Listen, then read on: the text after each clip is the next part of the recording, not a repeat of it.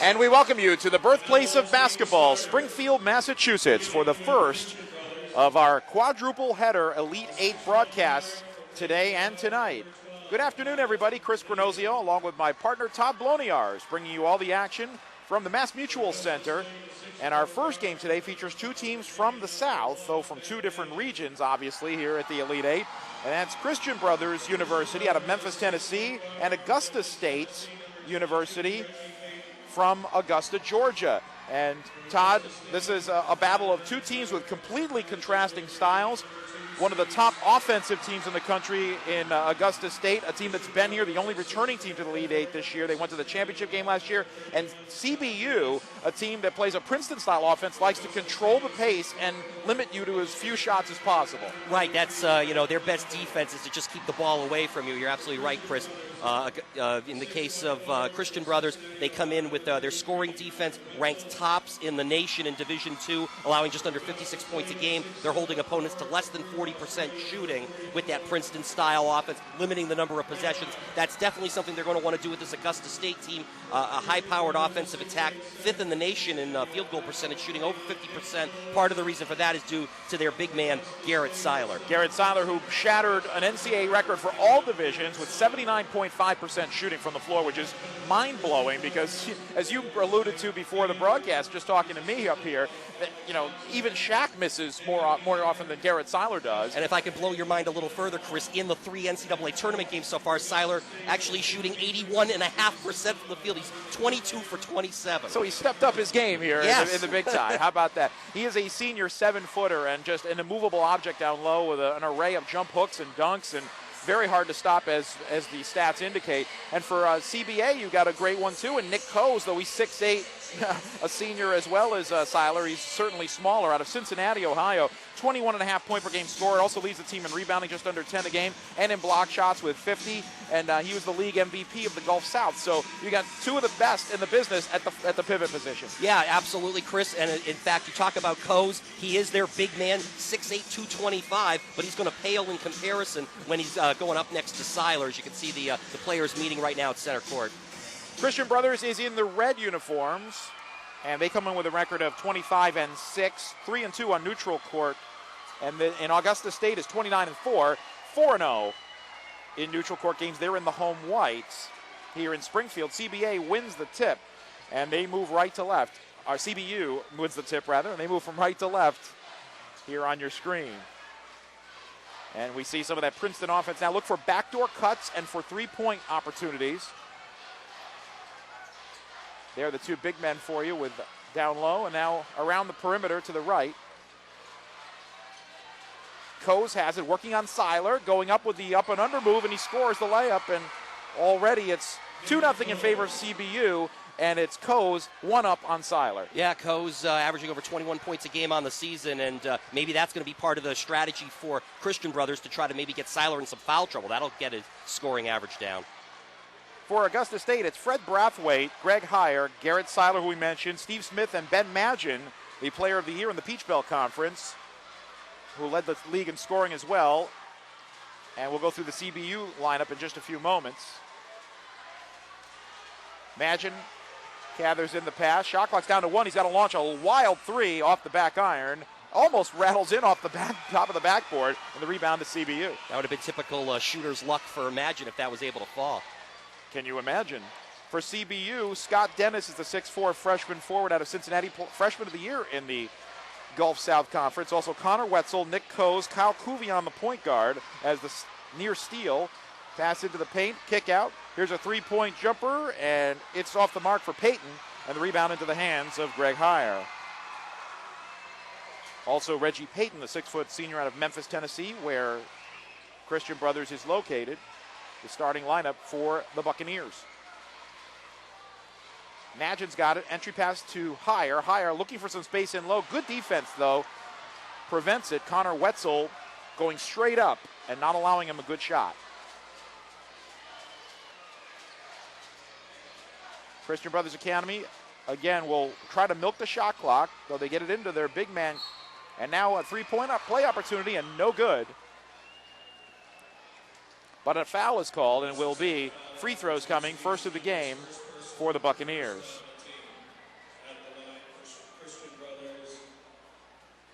Connor Wetzel will be at the stripe, 6'6" sophomore out of Cincinnati. Interesting story about Wetzel.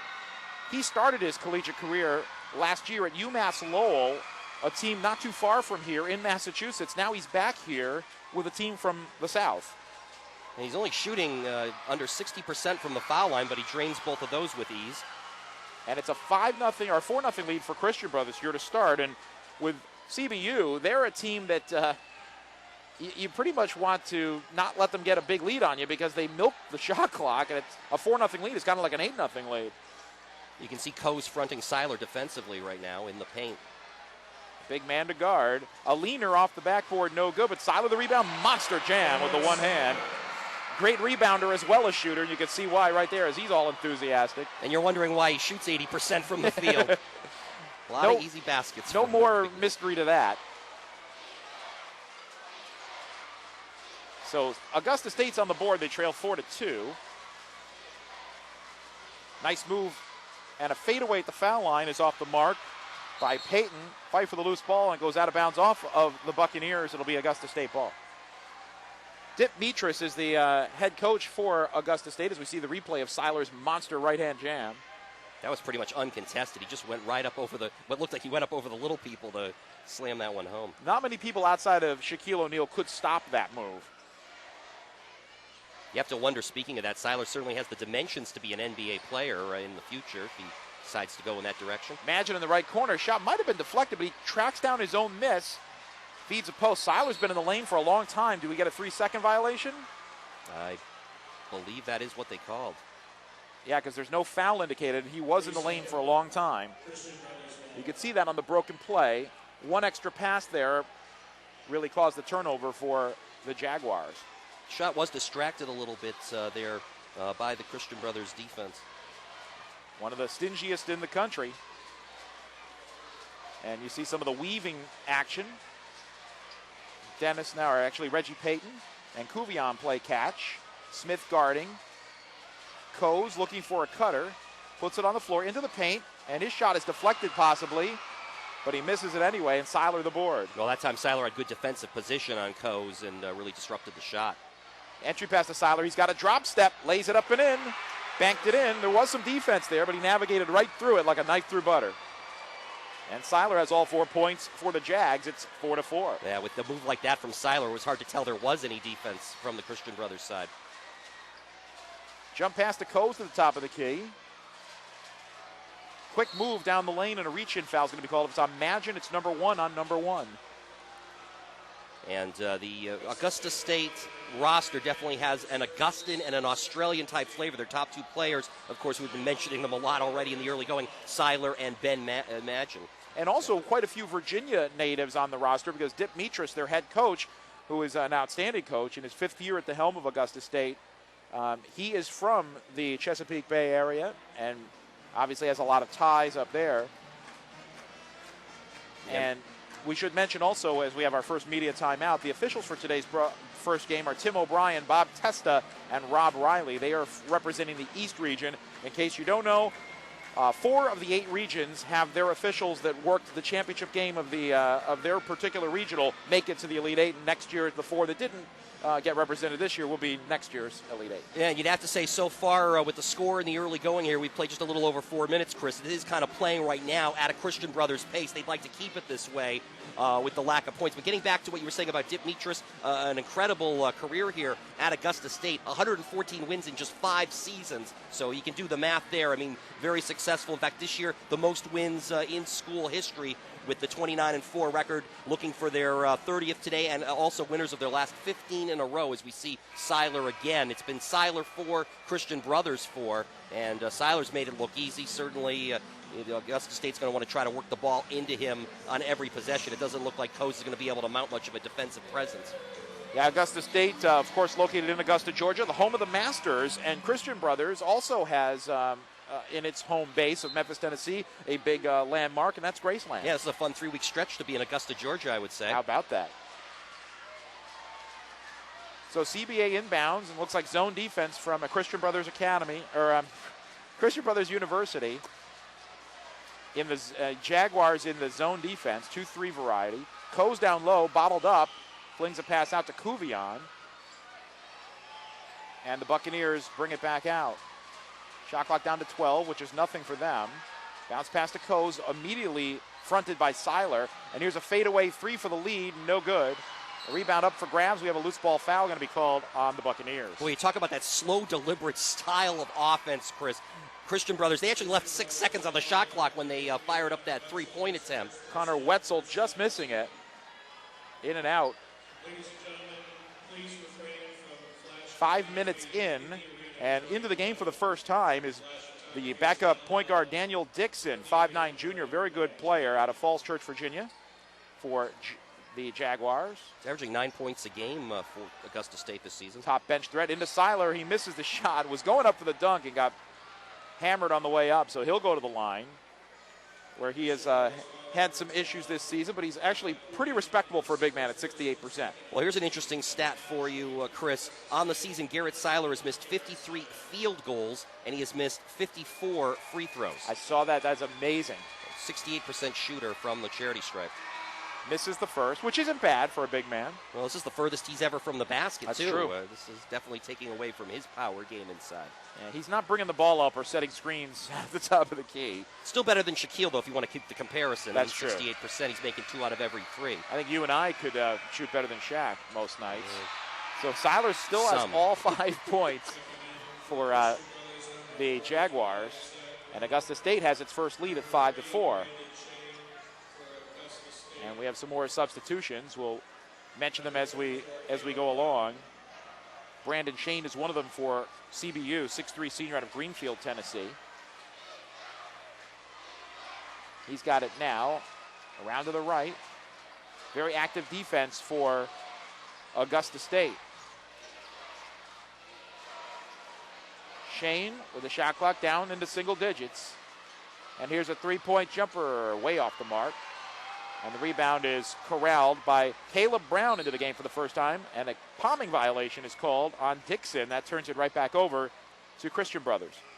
Yeah, that time Christian Brothers leaving 9 seconds on the shot clock when they took that jumper. But you can, again, see that. Many passes.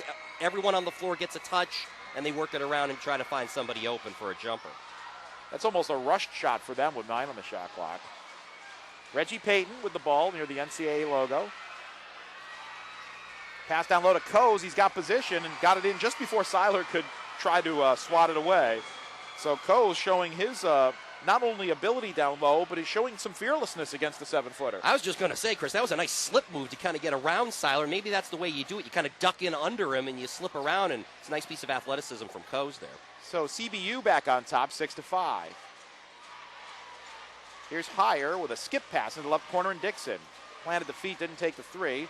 Waits for his defender to go by. High arcing jumper too strong, and the weak side rebound is pulled down by Scott Dennis. And here we go again, slowing things down. That's their bread and butter. Near steal on the wing by Dixon. Into Coase. Coase bodying up Seiler and banks it in. Give him credit. Coase now has 3 hoops, 6 points against the 7-footer. Yes, Seiler was all over him, but just a nice strong move to the basket for Coase. Coase, the Daktronics Division II South Regional Player of the Year and the top scorer in the Elite 8 of all the people that are eligible to play in today. Ball's knocked out of bounds. It'll stay Jaguars' possession, trailing 8-5. On the season, Coase 15th in the country, averaging over 21 points a game. He actually led the Gulf South Conference in scoring, rebounding, minutes played, and double-doubles. He's spent 1 minute on the bench so far in this tournament, Chris. I wouldn't see him take him out of the game, that's for sure. A turnover by Augusta State as Fred Brathwaite tried a no-look pass on the wing and threw it beyond the reach of Magin. So Christian Brothers with the basketball. Mike Nienaber is the head coach for the Buccaneers in his 10th season. Coach of the year in the league. Near steal on the wing. Nienaber's got to love the pace of this game so far. Forcing turnovers and just slowing things down. And frustrating opponents. Coase with the give and go. Now a flip inside, and the shot is just off the mark, and the rebound goes out of bounds. Zach Warner took the shot, 6'9" redshirt freshman out of St. Louis. And so a missed opportunity there for Christian Brothers, and it'll be Jags ball. Yeah, only averaging 4 points a game, but you see some nice passing there in the interior to set that up, and just couldn't get the shot to fall. Dixon works it up.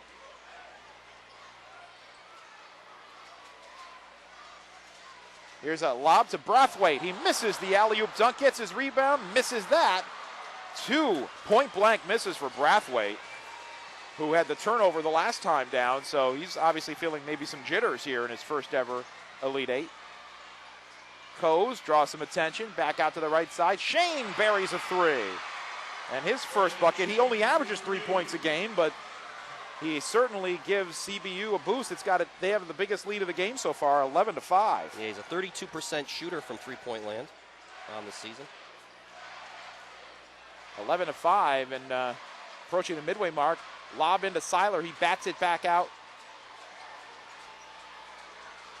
Well, you can see this rotating. It's kind of like a 3-2, then a 2-3 zone, and they were putting extra bodies on Seiler. Magin creates some space and the penetration and layup. And he's going to need to take advantage of that, Chris. He's averaging 19 points a game on the season. Magin may have to be the go-to guy while looks like Christian Brothers is focusing their defense on Seiler. He's definitely a scorer, and he had a very good game here last year in the semifinals. Jump pass, and here's another 3-ball, and that one's good. Cuvion with his first bucket. He averages 6.5 points per game, and the lead's up to 7. Already 2 for 5 from three-point land for the Buccaneers. Here's Brathwaite trying to create inside. Skips a pass out, and the jumper is no good. That one taken by Caleb Brown. And CBU with the basketball and the momentum right now, if you can call a 7-point lead momentum. Well, they're out shooting right now. Augusta State 5 for 11 from the field as Christian Brothers, only 3 for 11 for Augusta State. And when you consider that 2 of those 3 were slam dunks, or at least close baskets for Seiler, it's showing that their outside game has really abandoned them at this point. This is a team, Augusta State, that shot just under 40% from three-point land on the season. Yep, and that's one of the best in the country. 10-17 left in the first half, another media timeout, and right now CBU up by that football score of 14-7.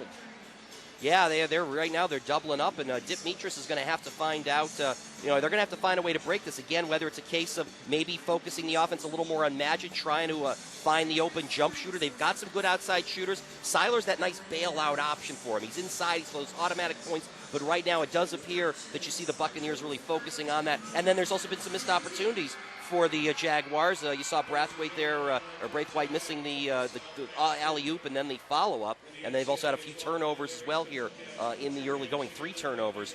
None for CBU. Yeah, that's that helps you win. Yeah, it definitely does. As we see, you can see up there on the video board, Jumper is here in the house. Yep, the NCAA's mascot. Christian Brothers, just to talk a little bit more about them as you see them score. The 4th straight representative from the Gulf South to represent the region here, but they have not won a game yet. So they are hoping to break the jinx for the Gulf South here at the Elite Eight, which is in Springfield again this year, and maybe here next year. Yeah, we're waiting word on that. But, this is Christian Brothers' first trip into the Elite Eight. Looking good in the early going. And we've got action for CBU as they work it around the shot clock, or work it around the arc, milking the shot clock, which is right now at 18. Coase has it down low, bumped, misses the shot off the side of the backboard, which they say is out of bounds. Good defense that time by Augusta State. And one of the things Augusta State's going to have to try to do maybe is try to hurry up, speed up that Christian Brothers offense, maybe take them a little out of sync themselves. Do you get the sense that Augusta State is trying too hard on its offensive trips at this point? I do think they're pressing a little bit, and of course Seiler now is out of the game, getting a breather with Colleen checking in as replacement. Nice move that time inside. Brathwaite finally scores, and that a much higher degree of difficulty shot than the last 2 misses he had. So it's 14-9 in favor of Christian Brothers. Top of the key, Cuvion, 3 straight on is good. His 2nd straight. Actually, that's not Cuvion. I take it back. That's Scott Dennis in his first 3-pointer. 3rd different Buccaneer to connect from downtown. The Cincinnati native. freshman of the year in the Gulf South Conference. On the season, Christian Brothers shooting just 35% compared to 40% from long distance for Augusta State. But right now, the Buccaneers have the edge from the long range. Dixon over to Brown. Returns to Dixon. Back to our cut. Here's Magin whipping a pass down low and getting it caught. He got trapped on the baseline. There was nowhere for him to go with that smothering defense from the Bucks. Left his feet before he had someone to pass to, and there was no angle to the goal either. Nice cut inside. That's Cuvion with his second bucket. He's got 5 points. And again, it's that Princeton lull you to sleep and then find a seam and cut to the basket. Yeah, Pete Carrill would be proud, certainly, the way the Christian Brothers team is running their offense here to perfection in the early going. Brown lost the ball, but a reach-in foul bails him out, and this one's going to be called on Cuvion. And it's interesting, Deep Mitras already making that substitution. Seiler is really his one offensive weapon in this game, takes him out and brings in Chris Colleen off the bench. And Colleen on the season, Jason Colleen averaging just 3 points a game. And Seiler is back in for Colleen right now after having the breather. Yeah. Yep. Seiler's such a big man that he can't play a ton of minutes. He has to get his breathers here and there. Here's a three by Dixon. That's an air ball and plucked out of the air by Christian Brothers. Right now, you almost have to think a little bit for some of these jump shooters on the Augusta State side that the Christian Brothers D a little bit in their heads now. These guys rushing their jump shots. You saw the air ball on that three-pointer. Wetzel pulled it down. 19-9 in favor of Christian Brothers. And we're at the 7:41 mark of the first half. Coase getting it back out, getting it back in. Finding a room down low, but he missed it. Might have been thrown off a little bit by Seiler's presence down low. Well, Seiler got into that play late, and looked, Coase was probably amazed he was that open on the baseline and saw nobody until Seiler cut in at the last second. Catches it against the double team. He's going to be called for walking. Drag the pivot foot on his back-in move. So Seiler, as you see right here, turns. Yeah. He hopped a little bit. Yeah. I guess they say he did not have a pivot foot there. And Christian Brothers players are certainly making the travel call, making the job very easy for the call for the officials. Well, sometimes the officials will give you that little jump move, and I think that is part of Seiler's game. But that time, kind of dragged it just slightly. It looks like we've got ourselves another media timeout here with 7:23 to go in this what's become now a fast-paced moving. It's hard to believe in a game that's moving at glacial speed from the Christian Brothers offensive side that we've already played over 12 minutes in this first half. Glacial's a perfect word to describe this game, and you see Christian Brothers right now with those old-style, looks like medieval uniform numbers on the back. Actually, by the way, for the record, I don't know if glacial is the right word. I was watching one of those nature documentaries recently, and they were saying at the rate the glaciers are melting, you can't say glacial speed. Oh, really? To describe how quickly the glaciers down in the North and South Poles have been melting. So it's still pretty slow. We may have to come up with a new term in the future. Oh, we've used the old. I think everybody has completely worn out the old tortoise and tortoise and hare representations. But our producer director Steve Clay trying to catch a T-shirt jumper, tossing them up into the stands. Don't know if they're going to make it into the top row up here where we are situated. Right at the basically near the rafters of the Mass Mutual Center, but this is a nice little cozy arena, and we've got a great view of the action here, and so do the fans who have turned out for this one. Pretty nice crowd for this first noontime start. Well, one of the things they do really well here at the Mass Mutual Center is they drum up support from local elementary schools. They have them painting their faces for the team colors, and they come and cheer on a team that they've never heard of before. Right, because the students don't want a day off from school to go watch some basketball, right? Right. That's a hard sell for them. Very hard. Pushing foul. It's on Seiler, his first. And that's the fourth on the Jaguars. So it'll be an inbounds play for Christian Brothers. Coase has it, foul line extended left, puts it on the floor, is going to go inside on Seiler, reverse layup, but he just threw it up too strongly, and the rebound to Higher.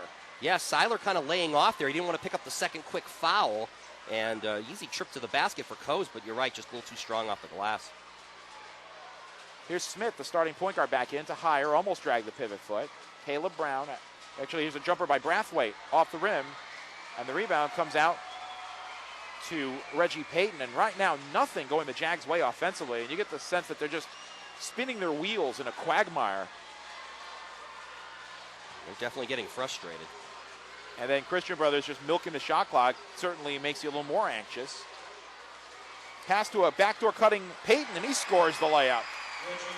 Peyton's got his first bucket. Now 6 different players have scored for Christian Brothers. Only 3 have scored for the Jaguars. That was a great bounce pass from Coase, finding the cutter again to the basket. I'd have to say Augusta State has not seen an opponent like this all season. No. Smith bangs a 3 at the top of the key, and that is much needed for Augusta State, which trailed by 12. Now it's back into single digits. Yeah, Smith averaging just 4 points a game. One of the seniors on the squad, but boy, they really needed that one. Transferred from Belmont Abbey, where his coach, Dip Mitras, played basketball. And also transferred from a coaching standpoint, I guess. That's right. Bad-looking shot off the backboard, but the long rebound comes out to Coase, who got it 40 feet from the basket. Here's Wetzel slinging inside, kicking it out. Cuvion for 3, and it's good. Wow. I think it was Cuvion. No, it wasn't Cuvion. Hard to see the numbers from up here. Colin Flynn with his first bucket. I think that was actually it might have been Dennis, 31 I'm sorry, again, Dennis. the freshman from Cincinnati. Okay. 2 threes for him. He's right around his seasonal scoring average. Magin fakes the 3, takes a well-defended 2 and hits. So Magin's got his second bucket, 4 points for him, and it's 24-14 Christian Brothers. Yeah, they made their first 3 a couple minutes ago. You have to hope between the Smith and the Magin jumpers there that will help relax the Augusta State offense a little bit. Coase holding the ball straight on. Of course, Augusta State trailing in this Elite 8 in games, not a big deal. In fact, this very game, they were down 14 points and came back to win in double overtime. Last year, exactly. And we have a foul away from the ball, and it's on Christian Brothers. So I believe it's their first turnover of the game. It is. That's pretty good when you can milk the shot clock and go 15 minutes without a turnover. In fact, Augusta State last year trailing Central Oklahoma by 14 in the middle of the second half. Came back to win that one, 106-104 in double OT. That was a fun one for you to call. Yeah, it must have been a fun one for you. I know you were here watching it as well. We were both in the building, and that was an exciting back-and-forth game. And I was just in awe of Seiler, the way he played. Scored a career-high 31 on that day. Has actually not hit the 30-point mark since that day. So I suppose Deep Mitras hoping that the charm of the karma maybe in this court will help get Seiler going. Somebody, I mean, obviously the jump shots right now trying to open up the game a little bit for the Jaguars. Well, Augusta State, which just turned it over there to make up for the forced turnover, well, they lost the championship game last year to Winona State, which won its second in 3 years. And that was after Winona State lost to Barden the year before, so, you know. They could have won 3 in a row. They were that good.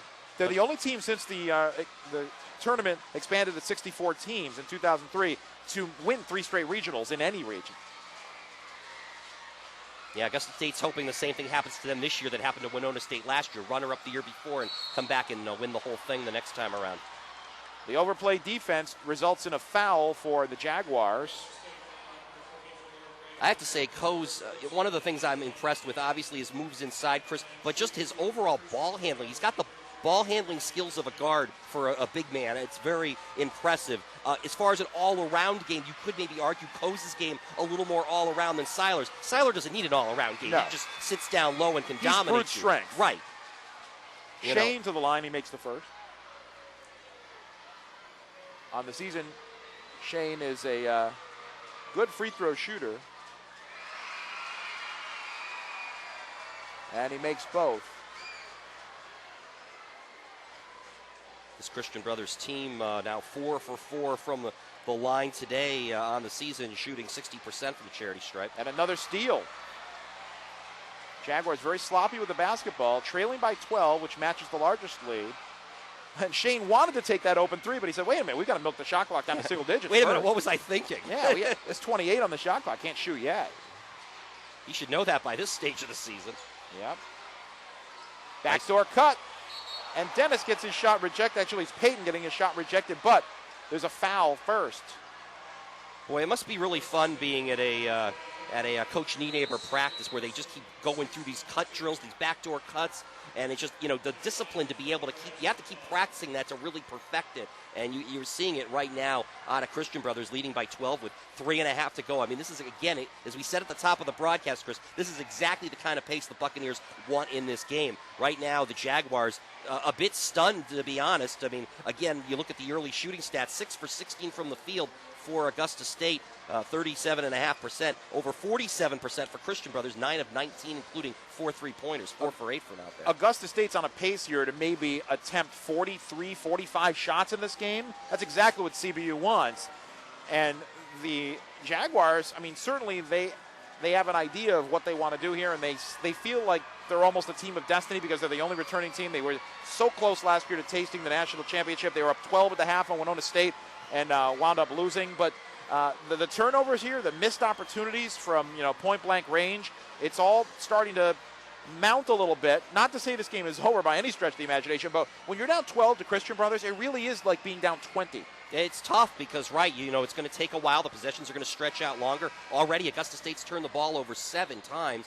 We're seeing one of the long shots. So that was the Steve Smith three-pointer, the only 3 so far for the Jaguars, who have got to hope they're going to make a few more of those jumpers from the outside. They've got to take a little bit of the pressure off of Seiler. And plus, right now, you've also got the Buccaneers kind of disrupting those passing lanes a little bit and forcing some of the turnovers. 2 steals for Christian Brothers early on. Reggie Payton, a Memphis native, playing in his hometown, goes to the line for 2.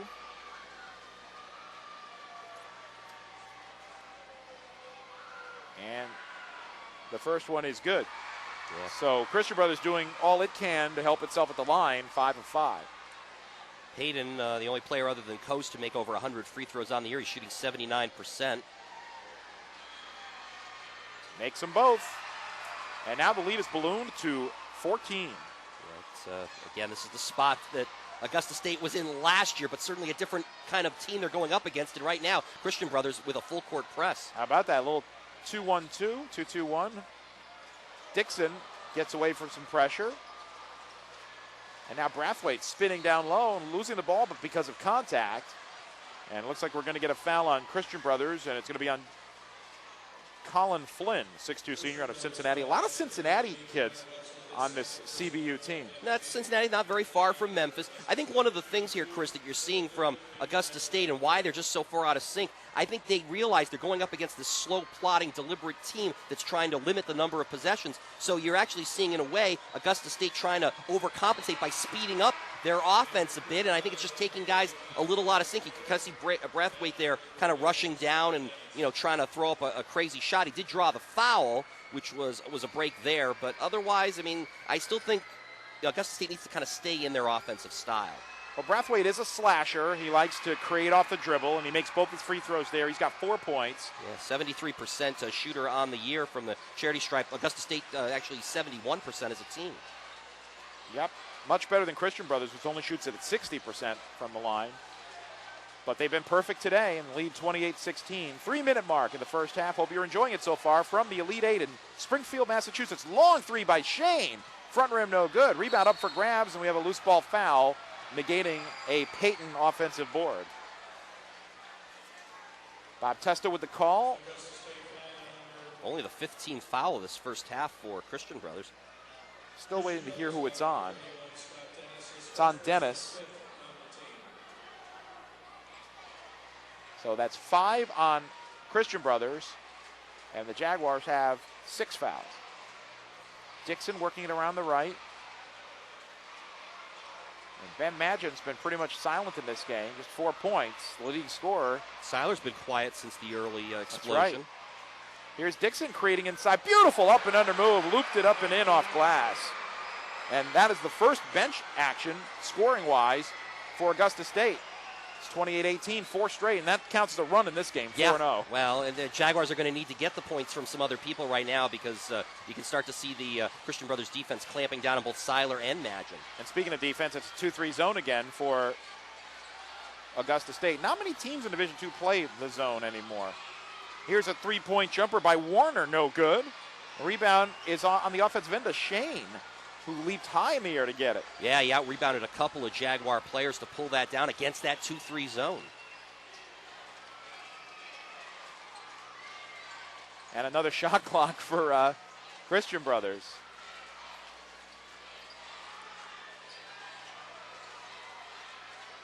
Still working it around the perimeter. Payton now with 10 seconds to shoot, calling out a play.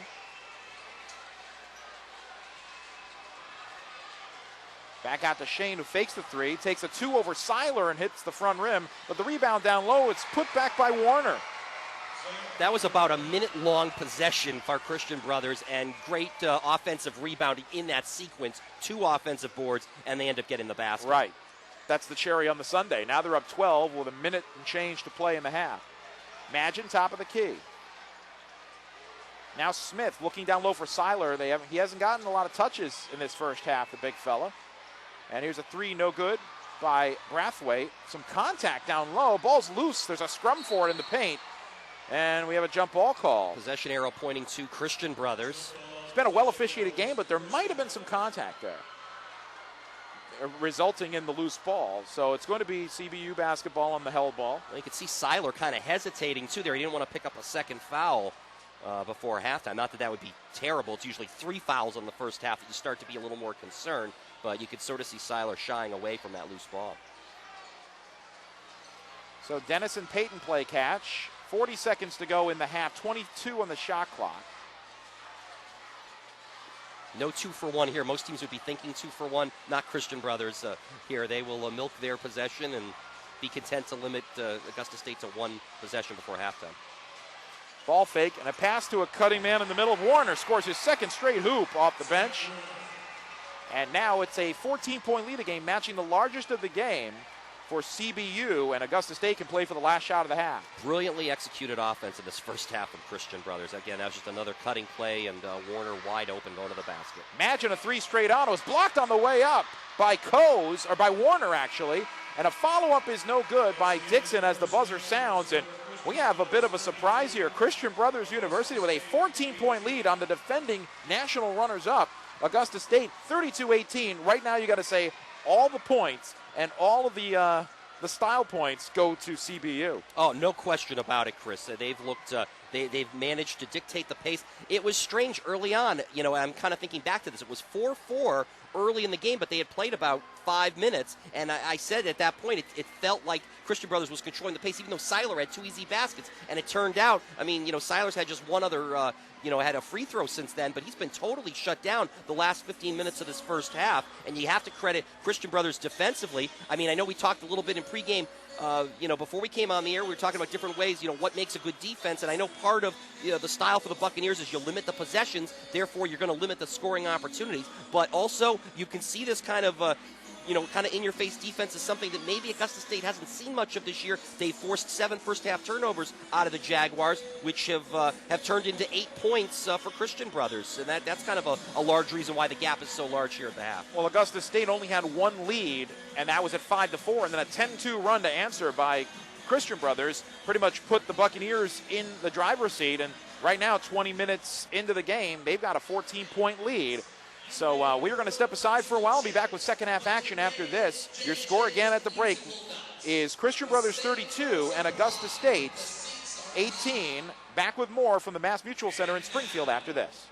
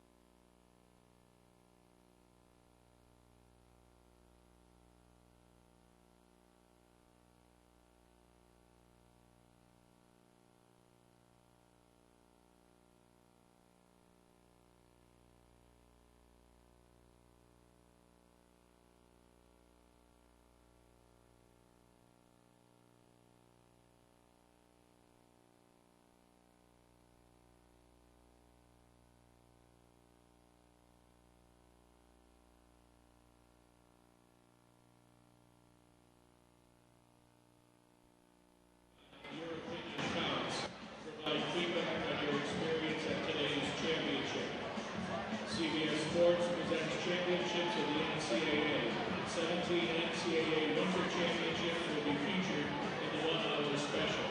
Highlights and stories from fencing, ice hockey, indoor track and field, rifle, skiing, swimming and diving, and wrestling will be featured in the CBS Winter Seasonal Show, which airs Saturday, May 2nd at 1 p.m. Eastern Time on CBS. NCAA sports fans, check out NCAA on Demand where you can get classic NCAA championship videos. Log on to NCAAOnDemand.com and get your part of NCAA history. And be sure to catch NCAA on campus each night on ESPN Classic and ESPN2. NCAA on campus airs the third Wednesday at 12:30 p.m. Eastern on ESPN Classic. Repeating throughout the month on ESPN2. NCAA on campus. It also be viewed on NCAA.com and NCAA.org. It's everything NCAA and it's on campus. NCAA Division II schools and conferences emphasize the student-athlete experience as a comprehensive program of learning and development in a personal setting. Join the more than 75,000 NCAA Division II student-athletes who are saying, I chose Division II.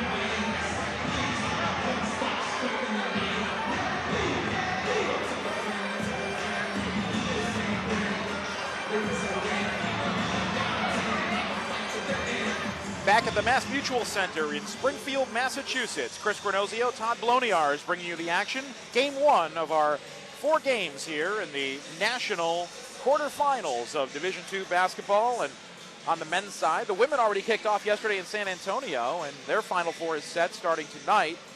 And we'll have 4 finalists at the end of today, Todd. It seems like a long ways to go, but right now, Augusta State, the defending national runners-up, are in some trouble, down 14 to a team that plays a very slow-tempo pace. Well, again, Chris, we talked a little bit before coming on the air today, looking at these 8 teams, and obviously the big matchup coming up at the end of the day with undefeated CW Post and University of Findlay.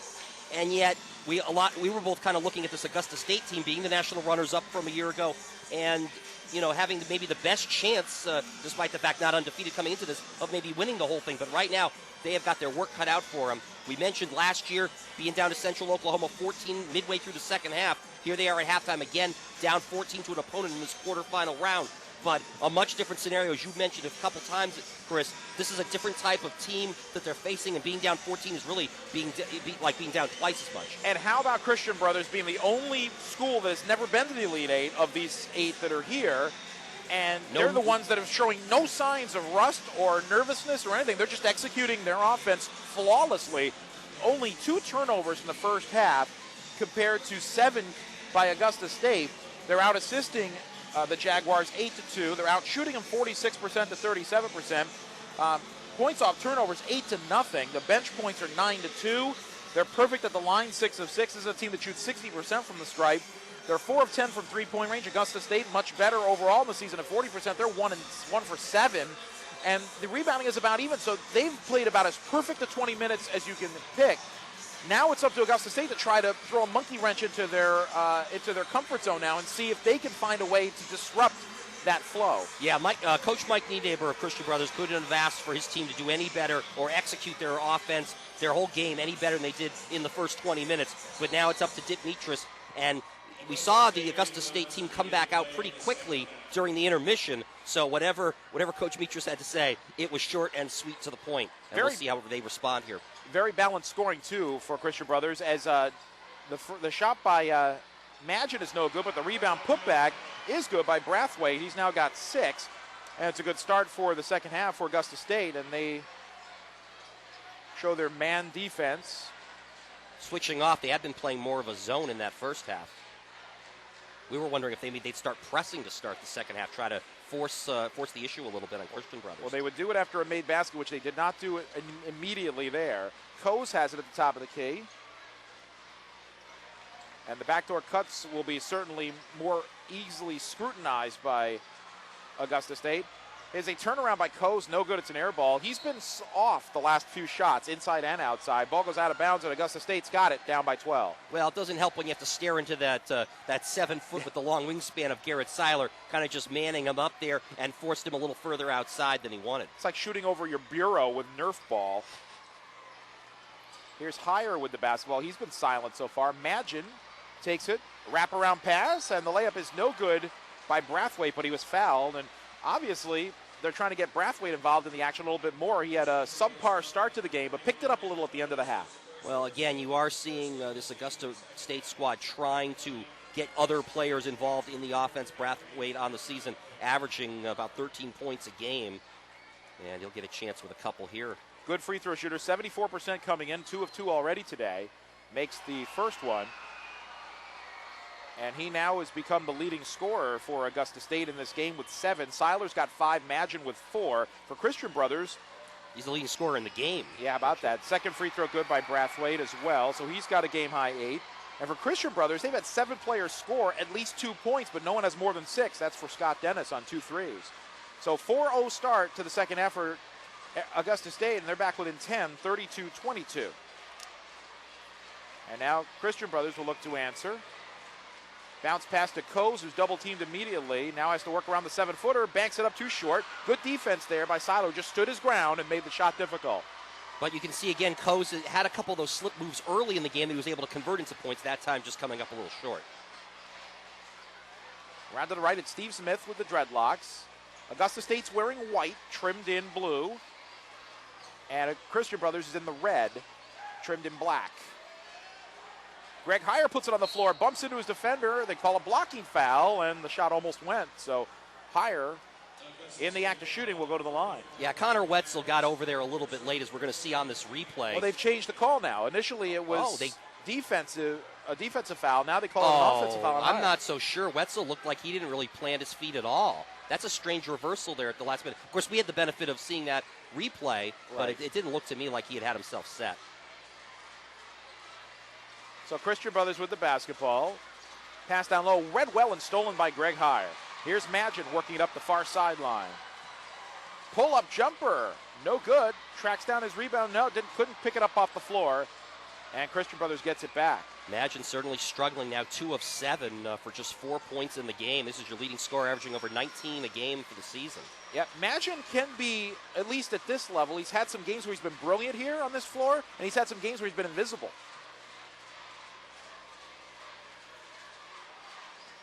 Here's Coase, back to the basket, right blocks. Turns to face Seiler and wisely throws it back out. If you don't have a step on Seiler, you might as well not try the shot. Now he moves up on him, turnaround, off the rim, no good.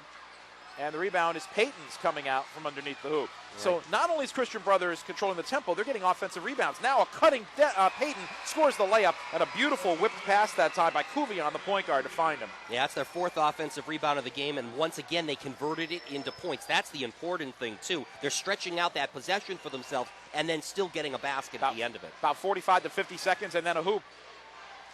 So now it's up to a 12-point lead and a kickball. So broke the little run there. That was their first basket of the second half, and it took till over 3 minutes to do it. Some substitutions for Augusta State. Dixon is back in, also Caleb Brown. And into the game is Ty Beal, a 5'9 freshman from Arlington, Virginia, who did not play in the first half. Magin's Magin going to the bench right now. Very frustrating day for him. Mitras is having a few words with him. He said 2 for 7 from the field and 0 for 4 from three-point land. A lob and a backdoor cutting alley-oop. Good by Brathwaite. He's got a game-high 10 now. Dixon fed him. Nice designed play, and it's 34-24, Christian Brothers by 10. And they didn't use Seiler that time on the backdoor alley-oop. They went to Brathwaite instead. There's quite a few good athletes on this Augusta State squad. And Brathwaite can jump out of the gym, as you saw. Payton over the right side, and Coase gets by Seiler, up and under reverse layup, good. Used the basket very well to shield the defender. And somehow tippy-toed on that baseline. What great footwork again by Coase. I have to say, Chris, I've been impressed with what I've seen from Coase. We talked about the Coase-Seiler matchup. Right now, Coase is winning that matchup. Yes, he is. Here's a 3 by Dixon, back ironed it. Rebound tapped up in the air and won by Beal. That's funny, isn't Beal a Memphis street? Not spelled the same way, but he plays for Augusta State, and walking in Memphis made that famous. And also a layup by Caleb Brown. He has a chance for a 3-point play. That was a strong penetration to the basket that time. I am seeing more aggressiveness from Augusta State offensively here. There was the up fake, and then the strong drive to the basket, drawing the foul as well. And with the left hand. And a timeout being taken here. Actually, this is the media timeout, so a chance for us to vamp a little, if you will. The lead down at 10 for Christian Brothers, and actually Augusta State starting out pretty strong at 8-4 so far, and a chance to cut into that even a little bit more. If Augusta State's going to get back in this game, Chris, they're going to have to, get more aggressive, get some other folks involved in the offense. They're going to have to try to find a way defensively too to slow down Nick Coase right now, because Coase really has been a force. 8 points, 4 for 11 shooting. We just saw the alley-oop there to Brathwaite. But yeah, you're right. They have to take advantage. They have to be aggressive, and so far we're seeing signs of that there. They have 8 points already in the second half in the first 4 minutes and 20 seconds, and it took them about almost half the half to get 8 points in the first 20 minutes. And what's really interesting here is they're not getting any of those points from either Magin or Seiler, their top two scorers. So, again, Demetrius having to kind of go deep into the playbook here, finding some different folks to help get this offense on track for the Jaguars. And you're seeing other guys, we've seen so far, Brathwaite. I like the way Nick Heyer started out this second half. Check that. I'm sorry, Greg Heyer. Heyer's looked pretty strong here starting the second half for the Jaguars as well. And they're going to need to do more of that. They have to do that until they can somehow get Seiler and Magin's game back on track. We still see Magin sitting over there on the Augusta State bench. I don't know how long he's going to be sitting there. I don't anticipate it'll be too much longer. Well, yeah, interestingly enough, again, Magin, one of those players so far in the tournament who's only been out of the game for like about a minute or two in the first three NCAA tournament games. Caleb Brown converts the three-point play, and we have a foul on the pressure. It'll be CBU basketball. By the way, this is the first time that Augusta State has been within single digits since 14-7. And then a three-point, back-to-back threes for Christian Brothers gave them the lead in doubles. And a 5-second count. Good pressure by Augusta State, and they are certainly stepping up the D. And now they'll have it in front court. Down by 9. And the ASU fans are getting all into it behind the bench. Nice contingent making their way up from Augusta, Georgia. Well, they should know the way because they were made here the same last year. trek last year. So. It's a long trip, too. Here's a three-pointer by Dixon. It's good. And all of a sudden, Augusta State showing some signs of life. Dixon with 5 off the bench, and it's a 6-point game. Only the second 3 of the game for Augusta State, but now you're seeing more of that full-court pressure. 12 points already, and not 5 minutes into the second half. They had only 18 in the first half, Augusta State. So now we're definitely working on more of a Jaguars pace of the game. Coase has it on the left side, guarded by Seiler. Tries to dribble baseline again. And a pass to a cutting Payton. He's fouled on the block attempt by Seiler. His second. Yeah, I was going to only his second foul, so not a, or is it his? Yeah, it is only his second foul, so certainly not any kind of a dire situation there. There's the three by Dixon. He just was being dared to take that, and they left him. The defense kind of dropped off, and Dixon buried that shot. Well, Dixon can shoot the threes at 40% on the season. Yeah, I don't know why you would have left him off there. The momentum seems to be kind of moving a little bit back into the Augusta State direction. And as you said, they've already scored 12 points since halftime in 5 minutes. I mean, that's more to their liking. A 48-point half, that's more typical of what the Jaguars have done this season. Payton temporarily breaks the run with a free throw. He's 3 of 3 from the line. And Christian Brothers 7 for 7 from the stripe. And it just jinxed them. Rebound comes loose, though, and it's tracked down by Christian Brothers. Well, doesn't that always happen? And how about the nice hustle by Kuvion, sacrificing the body to keep the ball alive. Here comes the pressure defense, and a timeout is called by Mike Nienaber. He saw his team in trouble and said, let me burn a timeout here.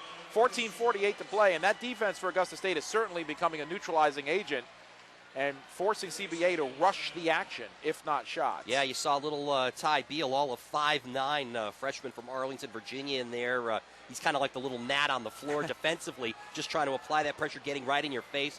We're seeing some more variations on the Jaguars defense here in the second half, Chris.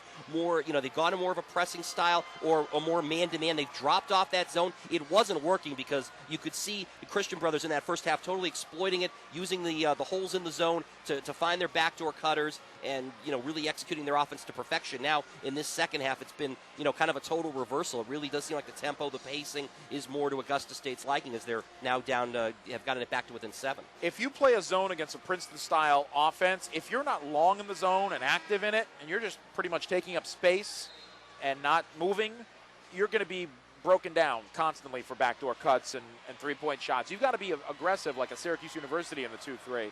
And they were not at that point. And ever since then, they've gone to the man-to-man and started out the second half on a 12-4 spurt. I would assume when Mitras decided to start the game with the zone that he thought maybe his defense was going to be capable of doing that, playing more of that Syracuse style like you said. But it didn't work out, and to Mitras' credit, he's made the adjustment. The man-to-man seems to be working better for them. Well, they've shaved the deficit in half from halftime, from 14 to 7, 37 to 30 in favor of Christian Brothers. Here's Coase. Payton back to Coase.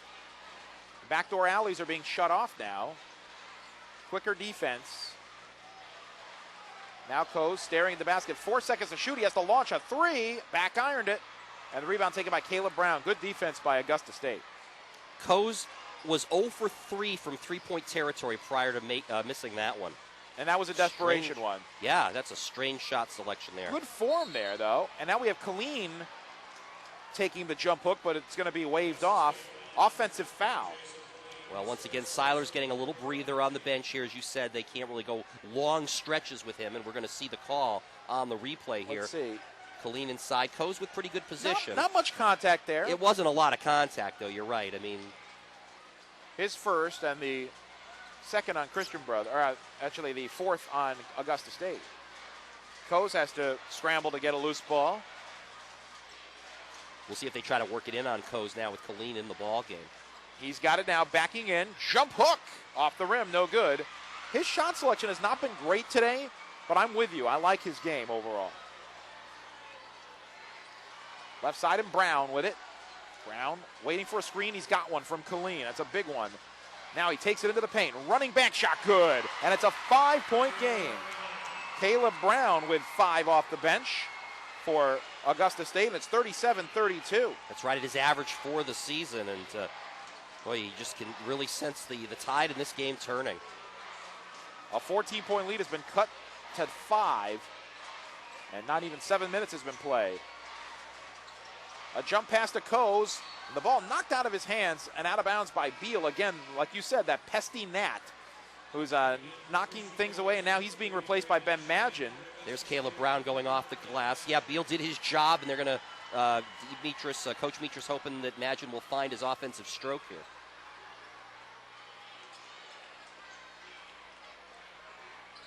And Shane is back into the game for Christian Brothers, top bench threat. Looks like Augusta State falling back into that zone a little bit. The three is way off the mark. We've seen a lot of air balls here, and you kind of wonder if the depth perception is throwing some of these teams off. I know Augusta State's played 3 games in this arena last year, but it's got to be a little tough when you've got those deep, deep ends behind the backboards. This is, an arena where they play minor league hockey, and they have NBA exhibition games here, so you grew up right in a stone's throw from this place. Yeah, so not too far. I mean, they do play, they also play some high school games here as well. I mean, this is far from the only basketball. Of course, they have the big tip-off classic in the fall, big college event here. Dixon's got it. Ben Magin, an entry pass, but a reach-in foul or a holding foul is going to be called on Coase, who's been out of foul. Actually, it's not on Coase. It's Zach Warner, 6'9" redshirt freshman, who's giving Coase a little bit of bolstering up on the front line. Inbounds to Magin.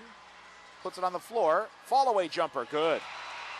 If they can get anything out of Magin here in the second half, Augusta State will be in business. They're back within 3 now, 37-34. Well, maybe that long stretch on the bench for Magin was exactly what he needed to wake up, and that time making a nice little jumper from the left elbow. We'll see if CBA now, or CBU, I'm so confused with some of the high schools that I've followed.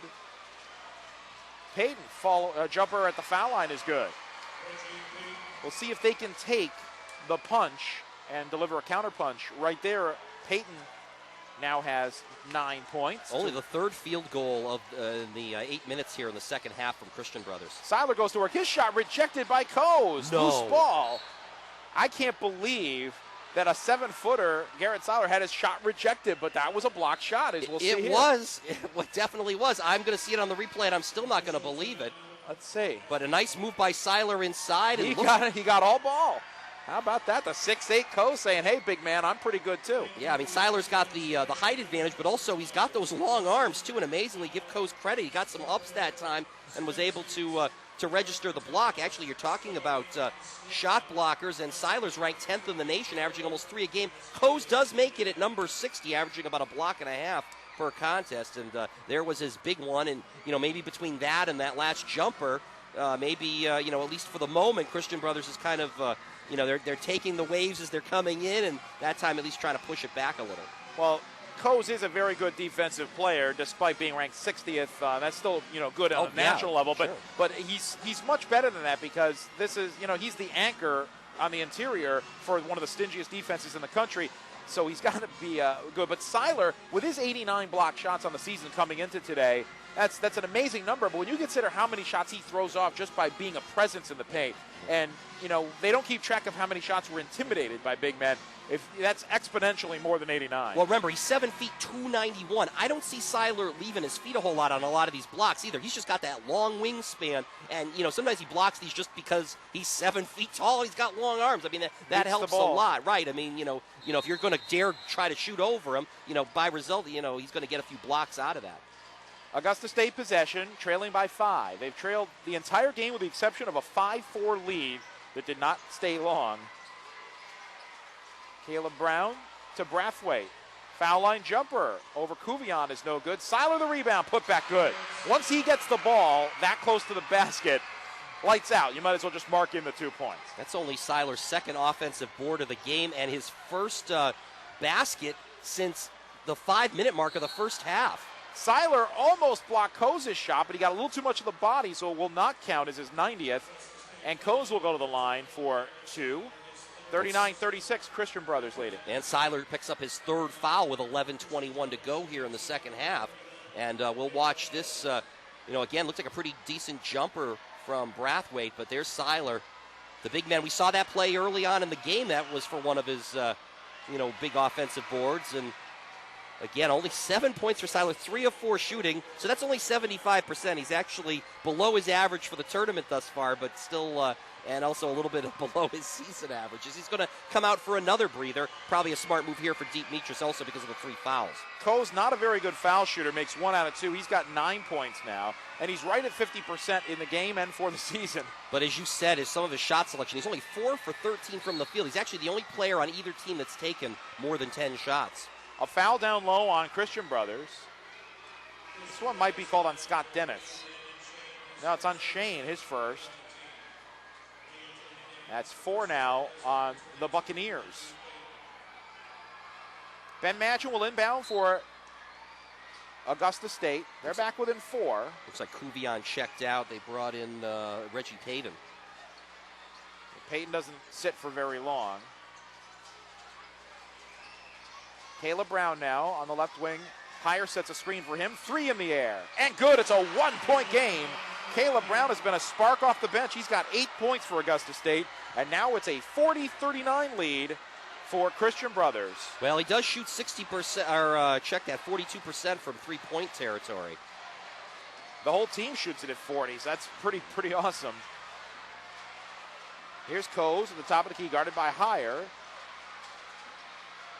And now Warner goes to the basket, finds a man down low, and Shane puts in the little floater. Nice pass in the paint there to find Shane for the open cutter. And role reversal that way, because the big man drives the baseline with the penetration and flips to the guard in the paint for the layup.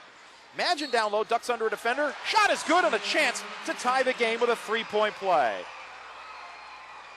Ben Madgen now starting to show the reason why he was the player of the year in the Peach Belt Conference. And he can equalize the game at the 10-16 mark.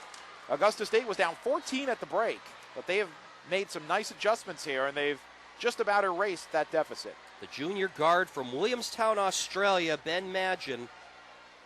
And yes, he is only a junior. By the time his career is over at Augusta State, pretty good chance he may be the all-time leading scorer in Jaguars history. I think he's well on a pace to shatter that mark. And we are tied at 42 all. Madgen with the and 1, and he's got 9 points, 1 shy of Fred Brathwaite's team and game high. 9 apiece for Nick Coes and Reggie Payton for Christian Brothers. And we are at the midway mark of the second half. It's turning into a good one. Here's Payton down low, working on Higher, and he throws a pass off of the knees of his teammate, Dennis. It goes out of bounds, and Augusta State has a chance to gain its first lead since the early going. And here we are halfway through this second half, Chris, and already Augusta State has amassed 24 points to just the 18 they had the entire first half.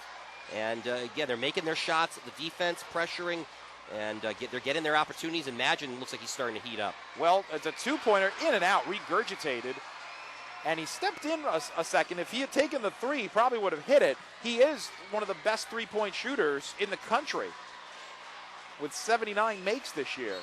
And down low we have a blocking foul on Higher as he tripped up Coes, who caught the entry pass. So Higher has got the long hair, 70s style, smiles and hand on his hip. Doesn't like the call. It's one of those tough calls that you have to make. If a guy trips because someone fell, like as you see right there to the right of your screen, it's got to be called because it throws off the play, but it's more incidental contact than anything else, and Heyer's going to be replaced.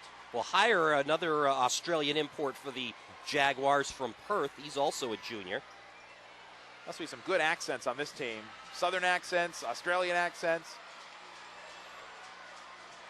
I'm wondering if they got confused because Australia and Augusta, if you look at them really fast, they both begin and end with A. Well, you need some people from Austria as well, and Asia. There you go. Three-pointer, Payton for the lead. In and out. And the rebound snatched by Brathwaite. And now, again, Augusta State can reclaim the lead. A pass up ahead to Colleen. Ball knocked out of his hands, but out of bounds. Good defense that time to break up what could have been a fast break layup. Well, speaking of Asia, in the heat of the moment, it seems like the Jaguars have really started to assert themselves here in the second half.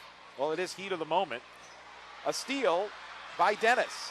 Up ahead, Payton's got a seam. His shot is deflected off the backboard. That'll be goaltended. Yeah.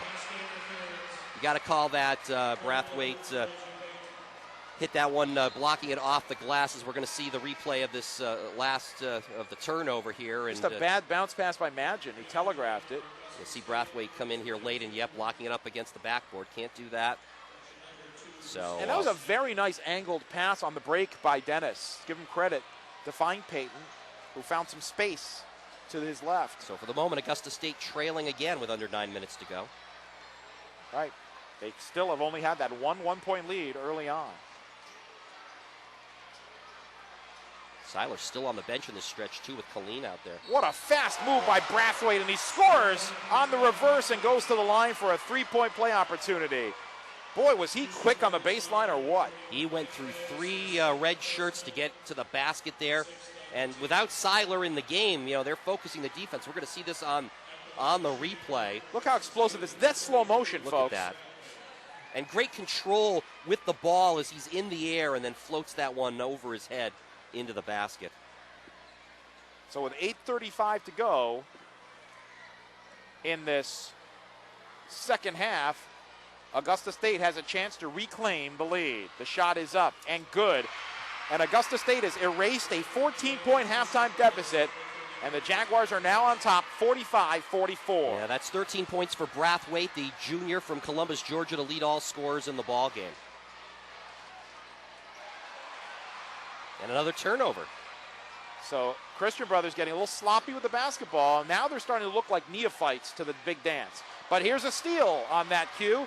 Payton, nice outstretched arm for the layup. They heard you, Chris. They were trying to correct themselves there. And Payton now with 13. And he ties Brathwaite for a game-high total. 47-44, Augusta State. Can that be right? That's not right. Scoreboard's not right here. I think it's. They gave it to the wrong team. You're it's right. 46-45 Christian Brothers. And they're in the process of fixing it. On a loose ball, Augusta State calls timeout. I guess they had possession. So we have it right. Yep, we definitely do. Steve Clay on top of things. So 7:46 to play, a 30-second timeout. And it'll be Augusta State ball down by one. We've got ourselves a good one here. It didn't look like much of a game in the first 20 minutes. But, Todd, we've certainly seen the, the vigilance and the fortitude of a team that's been here before and showing signs that they know how to get to the finish line. Yeah, no question, Chris. And certainly, again, the halftime adjustments that were made by Demetris really are paying off. And, with that defense working, it seems like the offense has picked up. Again, Magin has gotten his game back into the fold now. He has 5 points here in the second half, starting to find his shot a little bit.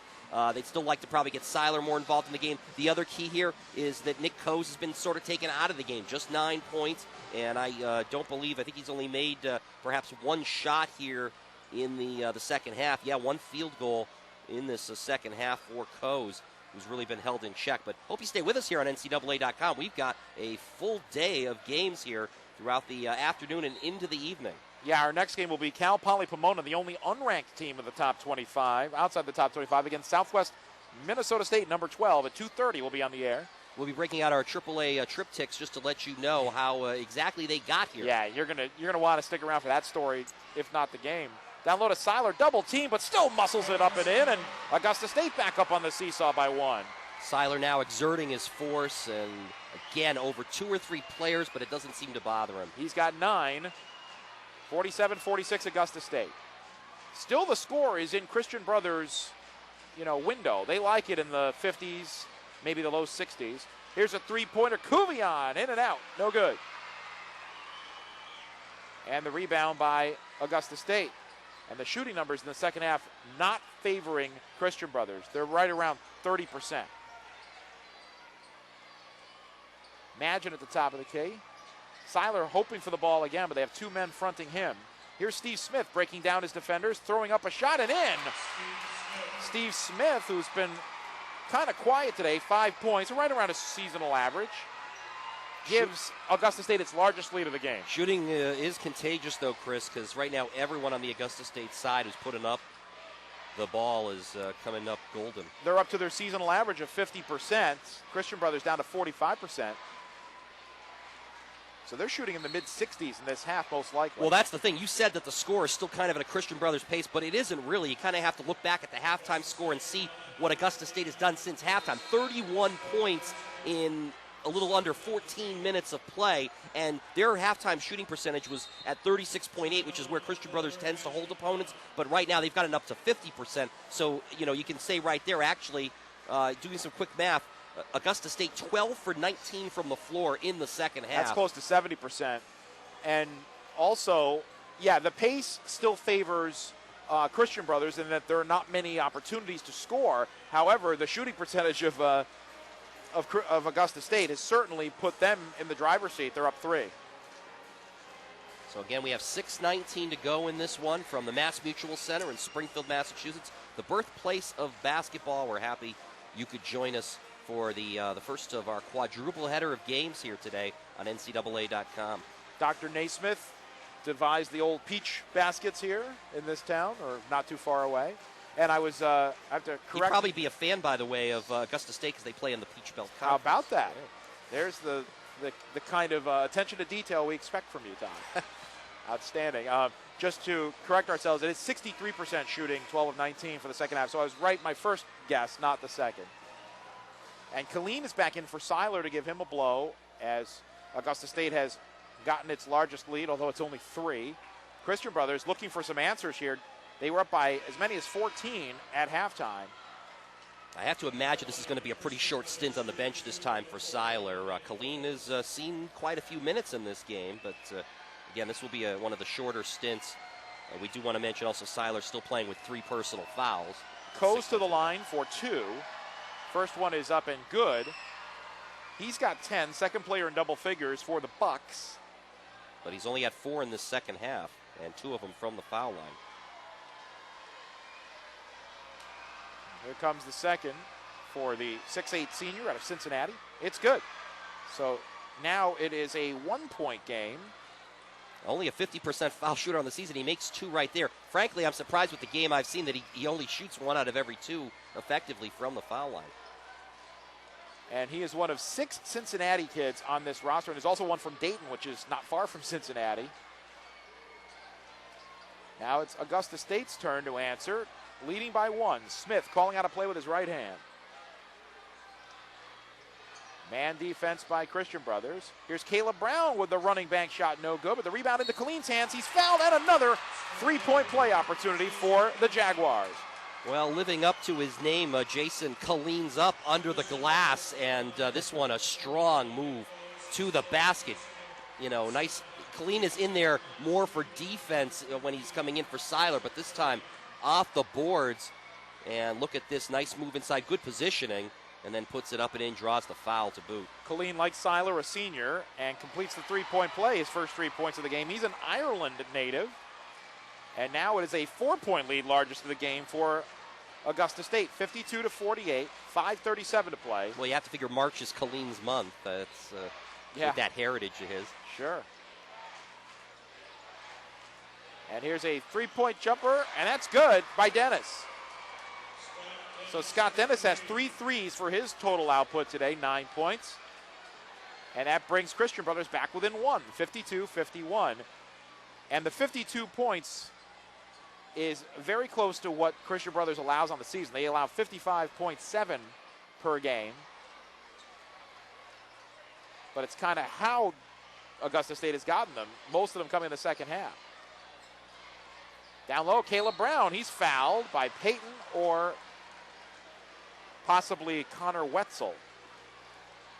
Yeah, we'll wait to see who that's called on here. Okay, it's going to be called on Peyton. That is his first. And it's a two-shot foul for Caleb Brown, who's 1 of 1 from the line today and misses the first. That's only the second miss of the game for Augusta State from the free throw line. Yeah, they haven't gotten there too much today, but both teams have done a nice job at the line. It's about the same, 9 of 11 for Augusta State, 10 for 12 for Christian Brothers. Both are good for Caleb Brown. Now they're both 10 for 12. Yep. Brown is a 65% free throw shooter on the season, but increases that. We're under 5 minutes. And it's a 2-point lead. Is that correct? Both teams are in the bonus. Yes, it is. Augusta State with the 2-point lead. What was it, tie before? I thought they were up 4 and then a 3 cut it to 1. They made, I think there was 1 there. He made 1 of 2 from the line. Gotcha.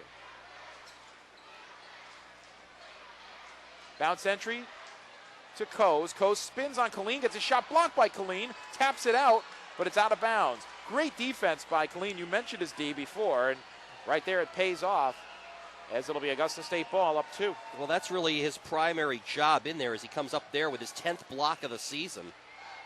He's in there to spell Seiler and just, play strong D, hold the other center in check, and any kind of offense you get out of him is a bonus, only averaging 3 points a game on the season. Smith, top of the key, finds Magin. And now a 3 by Brown. It's good. And the shot shooting continues for the Jaguars. And Brown's been outstanding off the bench. He's got 11 points. Wow, and that time he had Connor Wetzel's hand right in his face and was not afraid to just stick that 3. 56-51 high arc. And we almost saw the trajectory right here, eye level for us. And here's a turnaround bank shot off the mark by Coase. Loose ball foul called on Christian Brothers with 3:40 to go. And Augusta State with a 5-point lead and free throws coming. Yeah, both teams are in the bonus right now. And largest lead of the game is we're going to have the media timeout with 3:40 remaining. And Dennis is called for the foul. And looking at the shooting percentages now, Augusta State 51%. And for Christian Brothers, 44%. So it's almost a complete role reversal from what we saw in the first 20 minutes. Well, yeah. In fact, Augusta State 7 field goals in the first half, 7 for 19 here in the second half, 14 for 22. 64%. Can't argue with that. That'll win you some games. Yeah, after only shooting 37% in the first half. And doing it against a team that allows just 32% or 39% shooting is saying something. But again, the key here at halftime, Chris, was just the fact that Augusta State decided to change things up. They changed their defense. That zone was not working against the backdoor cuts of Christian Brothers, and that then helped to create and got the offense going again. All of a sudden, those jump shots are contagious. It appears that way because nobody for Augusta State could hit them in the first half. Here in the second half, everybody, you talk about Caleb Brown off the bench, 12 points. I mean, here's a guy only averaging about 5 points a game on the season. But they had to find someone. Magin was struggling for about 2/3 of this game. Seiler's offense disappeared for a long stretch. And, he still only has 9 points. But it's Caleb Brown and Brathwaite. They're the leading scorers for Augusta State. And you know what? You don't win championships unless you have everybody contributing. On a night when your top 2 scorers are down, where Christian Brothers defense is exerting their presence on those guys and they're focusing on Magin and Seiler, here you've got guys like Brathwaite and Brown coming up big and really helping the Jaguars here. And you get the feeling this could be starting to slip away from the Buccaneers. Magin a brilliant foul shooter at 87%. He gets to the line more often than any other Jaguar, too. This is his 179th free throw of the season coming up. Yeah, he's ranked 25th in the nation in free throw percentage. Got them both. He's up to 11 points, so even though he did not start out well, and he's still 8 points below his seasonal average, he's been big in the second half. 58-51, speaking of big, that's the biggest the lead has been for the Jaguars. They've outscored Christian Brothers by 21 here in the second half. But still plenty of time left for the Buccaneers to make a dent in it. Here's a three by Cuvion behind a screen, way short. And you get the sense now that maybe Christian Brothers is starting to doubt itself since they gave the lead back so soon after the second half. Why are they taking a fall-away three when there's not even a guy in your face there? And with the shot clock, I mean, obviously right now you can't milk the shot clock because there's not a lot of time left and you're trailing. So maybe they're not used to rushing the offense? That could be, too. They're not a team that plays from behind that often. They've won 25 of their 31 games coming into today. Imagine lost the ball, but luckily for him, they went out of bounds off of the defender. Last touched by Cuvion, so we'll have an inbound here on the near side for Augusta State. I mean, definitely there's no question, Chris, the pace is quickened here in this second half, and now Christian Brothers is going to have to respond and readjust and rush their offense a little bit more. I don't know if that's going to play into their liking.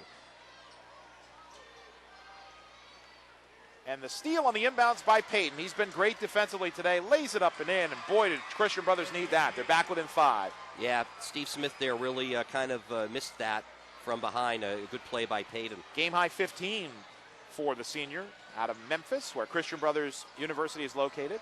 Nice crossover dribble that time by Brown. Now Smith. And how about this for role reversal? Augusta State milking the shot clock a little bit. Up by 5, 2 minutes and change to play. Well, entry pass to Seiler. Backing in on a double team. His shot banks in. They're going to wave it off. Offensive interference. Brathwaite interfered with it on the other end. And you don't want to ever interfere with any shot taken by Seiler because he shoots at 79%. That is true, Chris, but I will say this. This looked like it was making its way out of the cylinder, and while the ball was still resting on the cylinder, you saw Brathwaite follow up. He got called for the offensive goaltending. So either way, it probably was going to be no score for Augusta State. Just over 2 minutes to play in the second half. 5-point lead for the Jaguars. Big possession here. And here's Coase, their biggest player, both literally and figuratively. Flips a pass out. Three-pointer, Warner. No good to the right. And the loose ball foul on Christian Brothers. Their shooting percentage has certainly dipped here in the second half, and they're not getting second opportunities like they did in the first half. Well, and the other thing is the focus now defensively for Augusta State is on Coase, so they kick it out to Warner, who only averages 4 points a game, and even in this game he has just the 4 points. With 2 minutes left, your team's down 5. You're having Warner, you're forcing him to take that three-pointer, and now with the teams in the bonus, you've got Mr. Automatic, Magin. Look right into his eyes there on your monitor, wherever you're watching us today, as he drains that one with ease. Yeah, and these are textbook free throws, too. Magin gets another opportunity. From down under, the Aussie playing way up here in the Northern Hemisphere makes both. He's got 13 to tie Fred Brathwaite for team high honors. Caleb Brown with 12 off the bench. Good balance for Augusta State. Back up by 7. They'll be happy to trade baskets from here on out. Here's Payton off the dribble, laying it up no good, but he got pushed on the way. And we'll go to the line for 2. By the way, Magin now a perfect 22 for 22 in the NCAA tournament from the free throw line. The number of free throws leads all players that are participating here of the field of 64. Just 22 of 22, huh? Yeah, that's the most attempts from anyone, too. Should get there more often. Yeah, he's got quality and quantity on his side in the postseason. Payton goes to the line for 2 big free throws. He's 3 out of 4 on the day. But that whole exchange there, you went from the Coase being forced to dish out, Warner missing the 3. It turned into fouls on the other side, so you could have had it's a 4-point swing there. And in a 5-point game right now, you're talking the difference between a 1 and a 3-possession game. So Payton, every possession critical here. Payton is 4 of 5 from the line today, and that's right around a shooting percentage of 79 for the season. And makes them both with ease. 17 for the senior. And a couple of substitutions as the lead is back to 5. 60-55 in favor of Augusta State with 1:44 left in the second half. Well, he was a first-team All-Gulf South Conference, Reggie Payton. Really, he was 7th in the conference in scoring this year, 8th in free throw percentage. Very good defense for Christian Brothers, and Ben Magin had no one to pass to, so they have to burn a timeout here. And Coach Mitras is saying, we'll take 30 here and discuss an inbound strategy. Well, again, you're looking at a 5-point game, 2 possessions with 1:44 left. Well, again, just to kind of give you the game reset here, both teams in the bonus. 10 team fouls for Christian Brothers, 8 for Augusta State in this 5-point game. And again, it's just you have to put some pressure here as we're seeing some shots of some of the Augusta State fans. Big second half by the Jaguars as they were found down 14 at the intermission, but have really turned it on here since the second half started, Chris, and it's just been a strong game, but still some opportunities for Christian Brothers if they can get their offense going again. And it may take the defense to help get that started. Not only are these two teams from the South, as the inbounds pass on a baseball pass to Brathwaite. Slam dunk in transition. Beautifully executed play. Well, that's how you break the press. You find the guy deep, and a great pass. And who was that on the pass? Was that... I think it was Magin throwing it in. I think it was Magin on the pass, the playing quarterback there, finding Brathwaite cutting to the basket. Just a beautifully timed and executed play. I was saying both these teams are from the South, but they also have nicknames from Southern NFL teams. Oh, that's Steve Smith, the point guard. Smith. Well, that's appropriate. He leads the team in assists, so there you go. So you got Jaguars and Buccaneers, two NFL nicknames. Both, Florida football teams, exactly. Right. Smith, as we have a timeout here, Smith came into today's game, and actually will update you here. He passed the 100 assist mark. Well, no, that's the first assist of the game for Smith. Does it count as an inbounds pass? Yeah, of course. Okay, well, that's his first. He now has 100 assists on the season. Yeah, and he averages just 3 assists per game, but that leads the team. They're a very balanced club as far as the assists go. Well, we've seen it in this game, too, Chris. A lot of good ball handlers on this Augusta State team. When Smith's not in there, they don't drop off. Dixon coming in off the bench. We'll see it again. What a nice pass by Smith here. Finds the cutting Braithwaite to the 10, to the 5, and slams it home. Yep. He found the blue zone in this case, which is the color of the paint here. 7-point lead once again for Augusta State, and they're sensing it. They see the finish line, but Christian Brothers still has 90 seconds to try to answer. Here's Payton working behind a screen by Coase.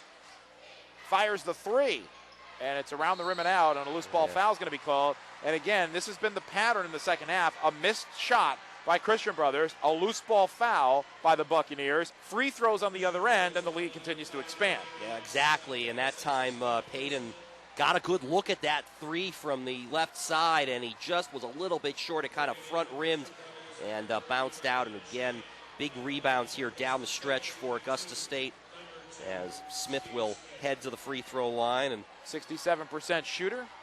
First time he's been there today. He's only attempted 33 on the season. Point guards don't normally get to the foul line a lot. Well, unless they penetrate, but Smith, that's not his style when you look at his offensive numbers. Darren Duncan of Merrimack is the best I've seen in recent years at getting to the line for a point guard. He gets over 220 free throw attempts, also shattered the Merrimack school record. Senior from Alexandria, Virginia, only listed here at 5'9", but made both.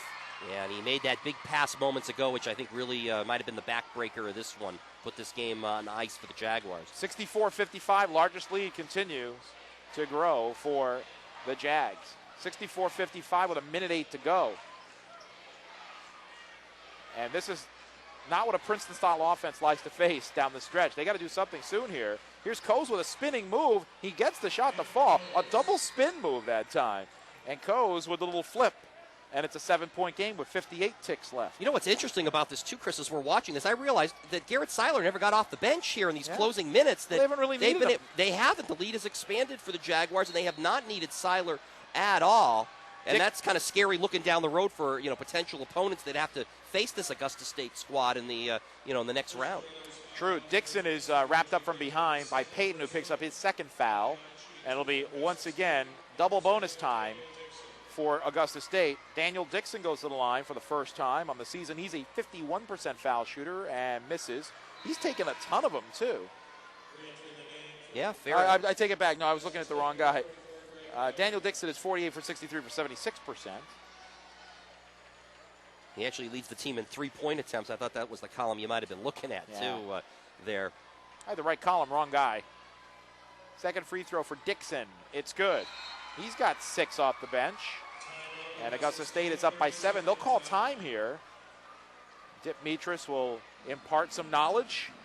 Yeah, 53 seconds left and an 8-point lead for the Jaguars.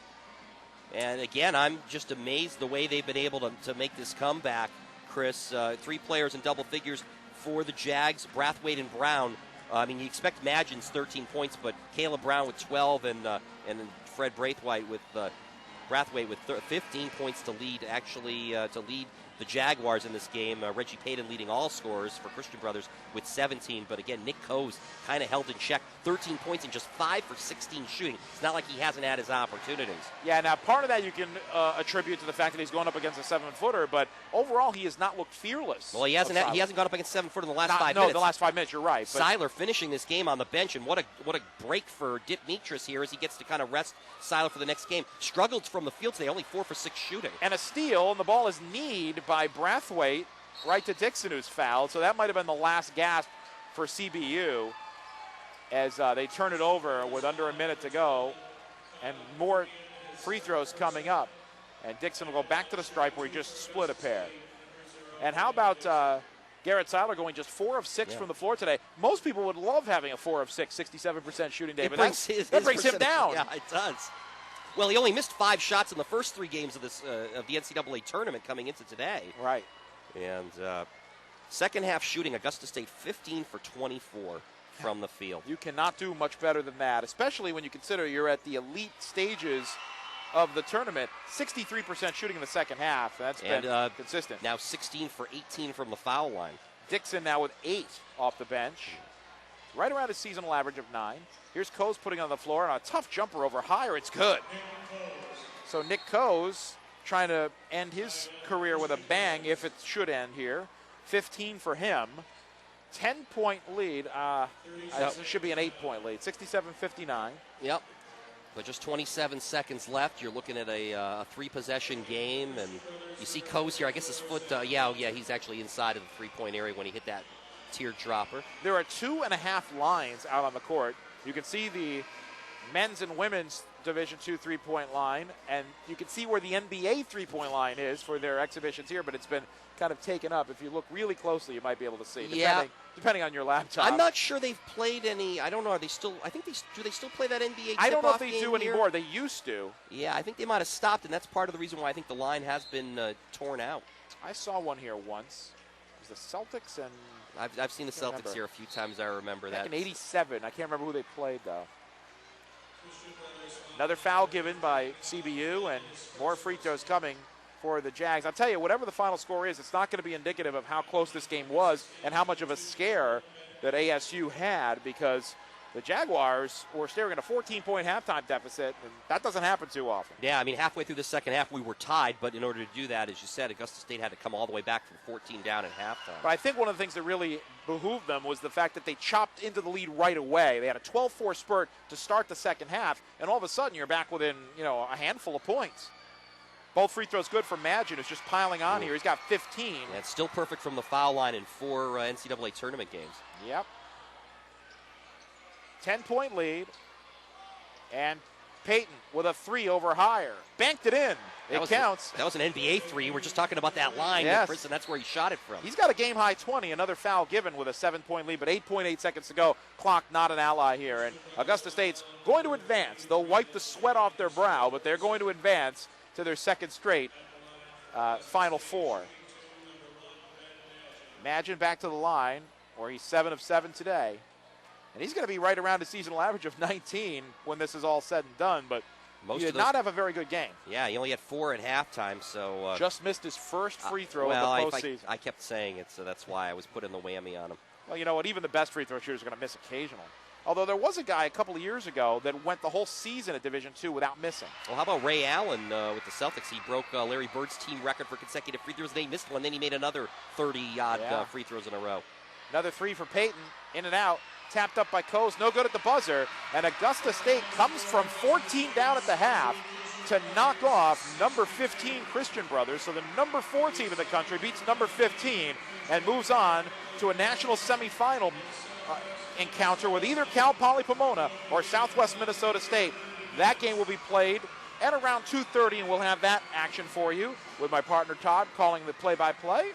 Yeah, I think that game should start right on time, as this game went relatively quick. I mean, for that slow-down pace that Christian Brothers likes to play and the way they were able to implement it in the first half. How about the second half Augusta State 52-30. They scored 52 points. Christian Brothers allows 55.7 a game. They got 50 in the second half. Yeah, on 15 of 24 shooting from the field and 19 for 22 from the free throw line. That was all in the second half for Augusta State. And again, they got their offense from some unexpected sources.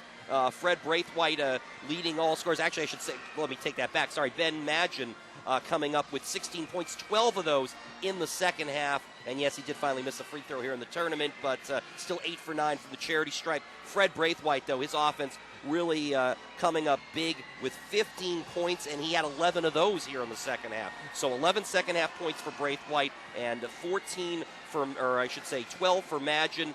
Caleb Brown, again, guys, you're not expecting. He had 12 points from Brown, all in the second half. There was your offense. Seiler pretty much held in check and didn't even play the last 5 or 6 minutes. Not that he needed to, because the defense of Augusta State and the rest of the guys making their jumpers really kind of picked it up for the Jaguars. So great effort there. And for Christian Brothers, though, I mean, their season ends, but you got to congratulate them on what they were able to accomplish this season. They finished 25-7. And, you can go through their top scores. Yeah, they were led by Reggie Payton, who had 20, a game-high total, 15 for Nick Coase, though he did not shoot very well, 6 of 17.